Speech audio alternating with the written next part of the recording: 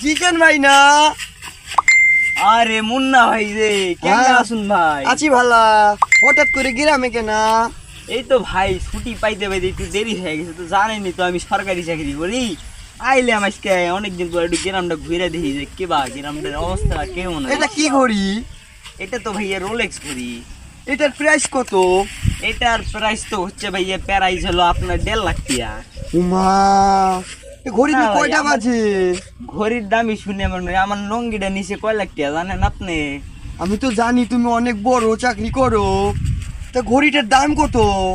ঘড়ির দাম তো ভাই কইলাম 1.5 লাখ টাকা, আমার এখন- লঙ্গিটাই নিচে 2 লাখ টাকা, ঘড়ি তো 1.5 লাখ না টাকা না, ছোট ব্যাপার। সেটা ঠিক আছে। এখন কয়টা বাজে?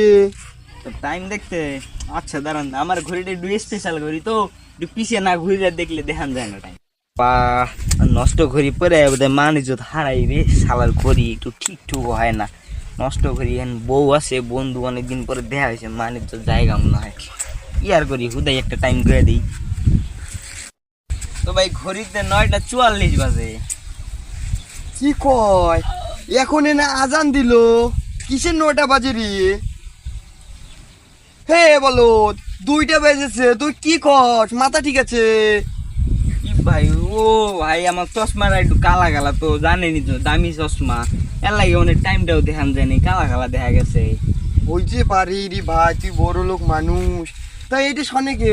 ভাবি নাকি? ও এটা তো আমার জানে জানের জিগার, আমার বউ লাগে, এটা চুমা খাই। সুমাই খাইবে